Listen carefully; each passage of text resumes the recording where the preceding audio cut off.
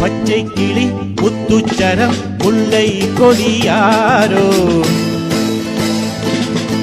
பச்சை கிளி முத்துச்சரம் முல்லை கொடியாரோ, பாவை என்னும் பேரில் வரும் தேவன் மகன் நீயோ.